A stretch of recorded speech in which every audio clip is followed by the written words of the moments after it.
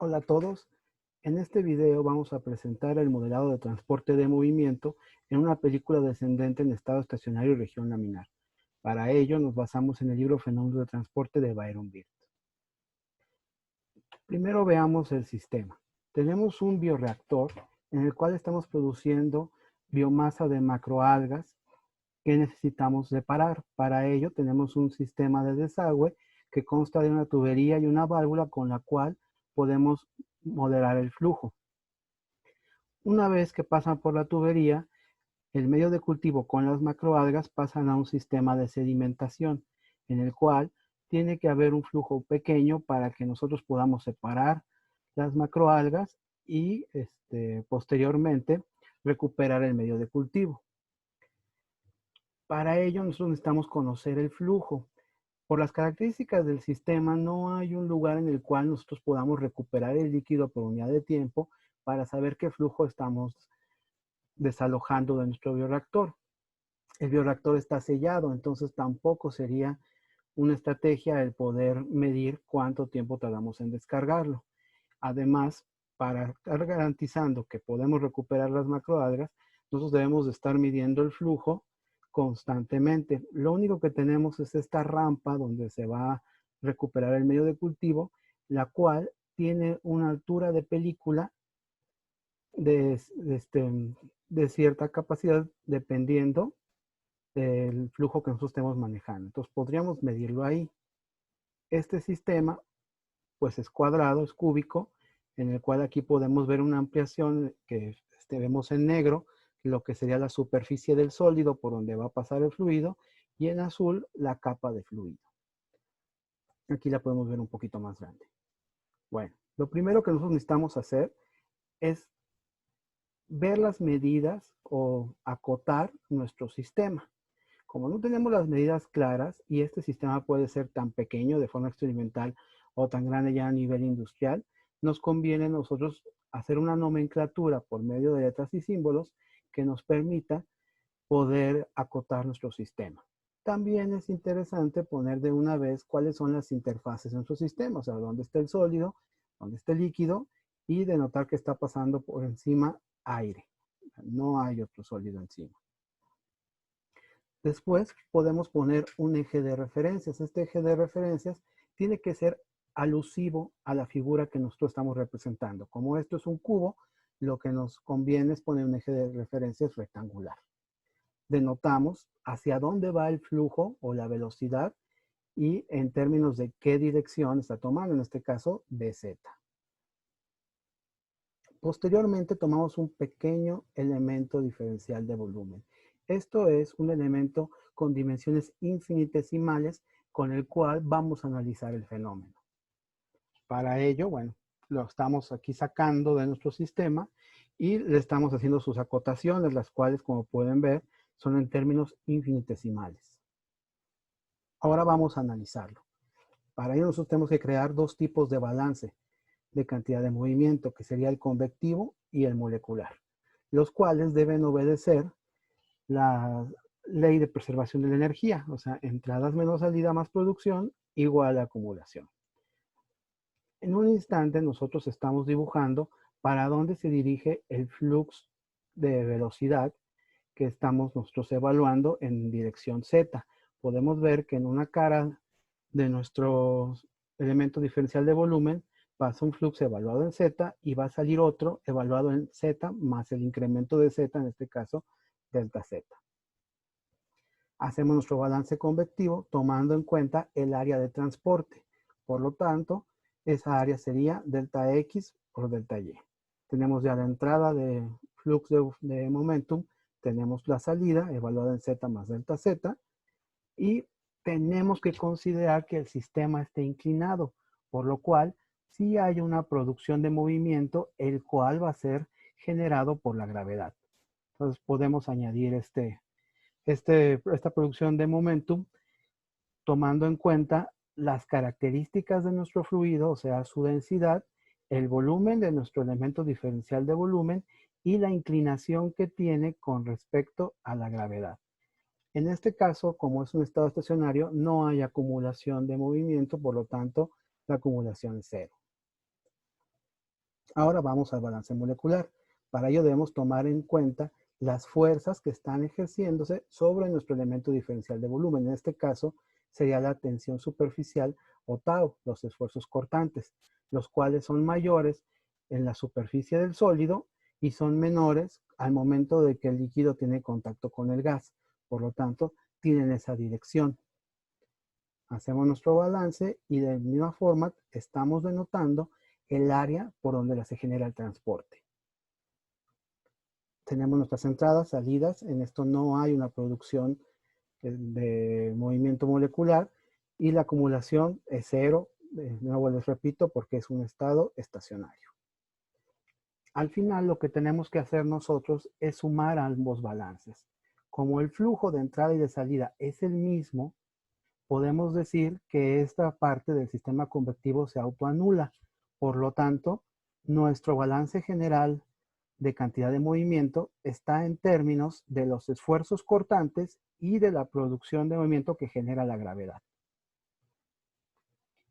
Con ello tenemos ya nuestra ecuación 1, que es nuestro balance general de cantidad de movimiento.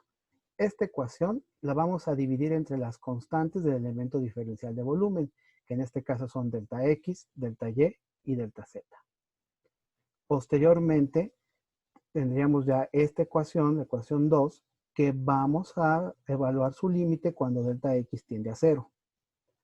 Para ello podemos recordar la definición de derivada, nos dice que la función de X evaluada en un punto X más delta X menos la misma función de X evaluada en el punto X sobre delta X igual a 0, cuando evaluamos el límite de delta X tiende a 0, es igual a la derivada de la función de X con respecto a X igual a 0.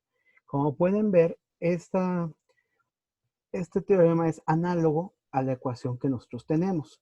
Sin embargo, los términos en el caso de tau están inversos. O sea, primero evaluamos un punto de X y luego X más el incremento de X. Por lo tanto, nuestra derivada sería negativa, como lo estoy denotando en la ecuación. Podemos al final eliminar los símbolos multiplicando tanto el dominio como el contradominio por menos 1 y nos quedaría nuestra ecuación 3, la cual nos está señalando la diferencia de esfuerzos con respecto a la dirección X. Ahora debemos nosotros resolver esta ecuación integrando para poder saber, para poder determinar una ecuación que nos limite los esfuerzos. Aquí tenemos la integración y nos da como resultado que tau xz es igual a rho g coseno de beta por x más C1. Esta constante de integración nosotros la podemos determinar mediante las condiciones de frontera de nuestro sistema. Y aquí lo vamos a dibujar. Tenemos dos condiciones evidentemente. Cuando x es igual a 0 y cuando x es igual a alfa. Por lo tanto, cuando nosotros tenemos x igual a 0, los esfuerzos son iguales a 0. Y cuando tenemos eso también, la velocidad pues, puede ser la máxima de nuestro sistema. Caso contrario, cuando x es igual a alfa, al momento de estar en contacto con el sólido, los esfuerzos son máximos y por lo tanto su velocidad es igual a 0. Nos conviene tomar una que nos permita evaluar nuestros esfuerzos en un punto de X. Para esto podemos escoger la condición de frontera 1. Esta condición de frontera la sustituimos en la ecuación número 4 para tener el valor de nuestra constante de integración 1. Como pueden ver aquí la resolvemos y la constante de integración 1 es 0. Nuestro valor lo vamos a sustituir de nuevo en la ecuación 4 para tener ahora una nueva ecuación que nos permita seguir resolviendo o analizar nuestro sistema. Entonces aquí la tenemos, la denoto en la ecuación 5, ya sustituyendo el valor de C1 en la ecuación 4 y por lo tanto como es 0 pues ya lo elimino. Ahora lo que nos toca es sustituir esa ecuación número 5 en la ley de la viscosidad de Newton, la cual nos va a permitir llegar mediante esta expresión de esfuerzos a una ecuación que nos deje evaluar la velocidad dependiente de X. Sustituimos la ecuación y nos quedaría así como la expresión 6. Una vez más, lo que tenemos que hacer es resolver la ecuación mediante integración y podemos observar que tenemos que la velocidad de z es igual a menos rho g coseno de beta x cuadrada sobre 2 mu más otra constante de integración que ha denotado como la C2. Tenemos que resolver esta constante de integración para que podamos nosotros obtener una ecuación sólida para evaluar la velocidad de z. Para ello, de nuevo, volvemos a las condiciones de frontera. Y como yo ya había utilizado la 1, ya no la puedo volver a utilizar. Ahora sería la condición de frontera 2, donde x es igual a alfa y la velocidad de z es igual a 0. Estos valores los sustituimos en la ecuación 7 para empezar a evaluar nuestra constante de integración 2. Aquí ya lo hemos hecho. Resolvemos y C2 es igual a rho g coseno de beta alfa cuadrada sobre 2 mu. Ahora este valor de C2 que tengo en mi ecuación número 8, lo voy a sustituir en la ecuación 7. Aquí ya lo he hecho. Es evidente que puedo factorizar esta ecuación, la cual quedaría como lo denoto aquí en la ecuación 9. Ahora, lo que a nosotros nos interesa es conocer el flujo, no la velocidad del fluido, sino el flujo que estamos descargando nosotros de nuestro bioreactor. Para ello, podemos utilizar la expresión 10, la cual es la doble integral de Bz con respecto a x y con respecto a y, evaluando como límites de integración las características de nuestro sistema, o sea, para y de 0 a w y para x de 0 a alfa. Resolvemos la doble integral, como aquí lo estoy proponiendo en la ecuación número 11, para que podamos nosotros conocer lo que sería el flujo. Entonces, primero sacamos las constantes de integración, de las que no van a ser afectadas por nuestra operación, y resolvemos la primera integral, que sería con respecto a x, como aquí lo estoy demostrando. Una vez que ya tengo esa integral, pues ahora de nuevo saco las constantes de integración del sistema y resuelvo con respecto a y. Podemos ver que aquí no hay ninguna variable que sea afectada con respecto a la integración de y. Por lo tanto, nuestra ecuación pues nos quedaría al final evaluar los valores de y de 0 a w. Y bueno, aquí lo estoy poniendo en estas ecuaciones, de manera de que nada nos va a quedar W en el sistema y podemos obtener que el flujo, o la expresión de flujo, es igual a rho g coseno de beta alfa cuadradas sobre 2 mu que multiplica 2/3 de W por alfa. Esta ecuación todavía la podemos reducir, la podemos factorizar para que quede como lo demuestro aquí en esta expresión número 12.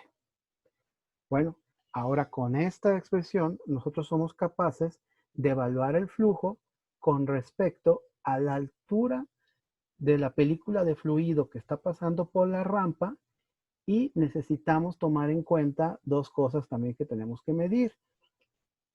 Una, la inclinación de nuestra rampa y otra, su ancho, o sea, con su ancho con respecto a y, o sea, cuánto vale W. La última cosa que necesitaríamos sería las características físico-químicas de nuestro fluido, o sea, su densidad y la viscosidad. Una vez que tenemos estos datos, nosotros somos capaces de medir la altura y saber qué flujo estamos teniendo nosotros en la descarga.